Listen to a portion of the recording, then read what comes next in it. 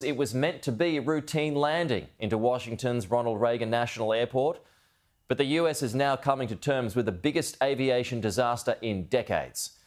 American Airlines Flight 5342 was making its final approach into the US capital from Wichita in Kansas when it collided with an Army Black Hawk helicopter over the city's Potomac River. 64 people were on board the jet, while 3 people were travelling inside the chopper. None of them survived, meaning a total death toll of 67.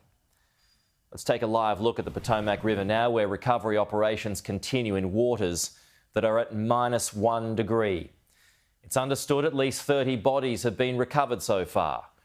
And less than 24 hours after the incident, US President Donald Trump has laid the blame on diversity, equity and inclusion picks, as well as the Democrats and previous policies.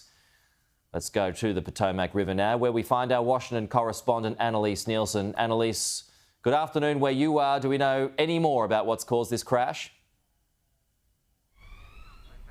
Look, this is very much turned to a recovery mission, and that's exactly what all these investigators want to know as they work to recover the bodies. They're also working to ascertain that key information that will give us the answers to exactly what happened as this collision happened mid-air, just so close to the heart of the US Capitol. What we do know is that divers have had some access to the cabin of the plane underneath the water. CBS is reporting that they have been able to obtain something that's believed to be the black box, one of 2, and we will get further information when there's a briefing in the next hour from the National Transport Safety Bureau. One of the other things we're waiting to hear about is how many people of different nationalities were on this plane. We do understand that a number of the people who were on this flight were returning from competing in the national championships for figure skating, and it's believed a number of Russians were on board.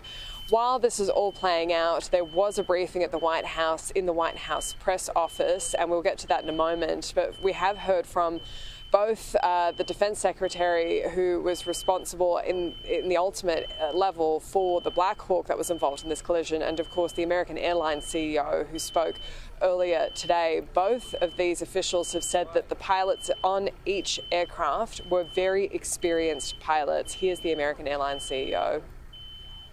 These were experienced pilots. I know that the captain had 6 years with PSA, or almost 6 years with PSA, and the first officer almost 2 years.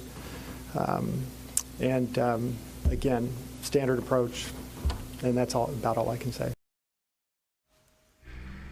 Pete, as you mentioned earlier in Donald Trump's briefing, he very quickly took aim at diversity, equity and inclusion programs as being part of what the cause of this crash was. Now, it is at this moment still unclear what actually caused this crash. While there has been a history of DEI programs within administrations like the FAA, which oversees some of the regulations in the airline industry, some of the employment practices, we still don't know much publicly about who actually was involved in this incident and exactly what the culpability might be for any of the individuals involved. And so Donald Trump's already facing criticism for bringing this topic to the lectern at this point, as they're still bringing bodies out of the Potomac River.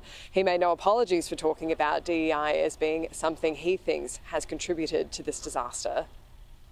When I left office and Biden took over, he changed them back to lower than ever before. I put safety first. Obama, Biden, and the Democrats put policy first.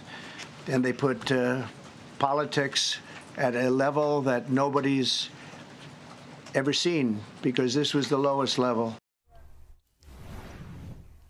Donald Trump was joined by his new Transportation Secretary, Sean Duffy, who was sworn in just 2 days ago before this incident has unfolded. It's one of the reasons he was on the ground and ready to go in Washington, D.C. after his confirmation hearings, that this all happened so close to that process. He joined President Trump in suggesting that they were going to be looking into DEI as being a potential issue here, that there hasn't been enough stringent vetting of people in these fields. But what we've also learned here is about out that there was an issue with potentially the communications from the flight control. There's been some audio leaked to CNN, which seems to suggest there may have been confusion in the Black Hawk helicopter when they were told that they could fly behind this plane, that they might have been actually making their flight path based on a different plane that was coming in to the same airport shortly after. The DCA airport has been controversial for some time. The fact it is so close to the heart of the US power and government, it's so close to the US. There were moves to shut it down after 9/11, but local, especially members of Congress, wanted a quick, easy way to get in and out of the city before going back to their home districts, and so it's stayed for that time. Flights have again started to come through today, with authorities saying it is absolutely safe to fly in and out, but there will be questions about how this can continue. This was something Sean Duffy addressed in the hearing today, and we also heard from Defence Secretary Pete Hegseth.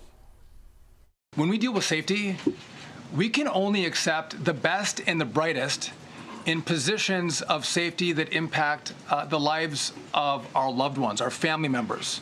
And I think you make a really important point on that, Mr. President. That is the motto of your presidency. Never should happen. And certainly the three service members, the three soldiers, a young captain, staff sergeant, and CW2, Chief Warrant Officer, on a routine annual retraining of night flights on a standard corridor for a continuity of government mission. The military does dangerous things. It does routine things on the regular basis. Tragically, last night, a mistake was made. Pete, this is the worst loss of life for an air incident in the US since 2001. It's something that they said could not happen. This is such a busy air thoroughfare for Washington, D.C. And it's often joked about that there are so many helicopters going through Washington, D.C. that the helicopter's considered the state bird, if there were to be a state for Washington, D.C. This has really shaken so many people around the area, and there will be so many questions about not only what happened here, but whether this airport should continue to operate. Yeah, okay, Annalise, we'll talk to you again soon.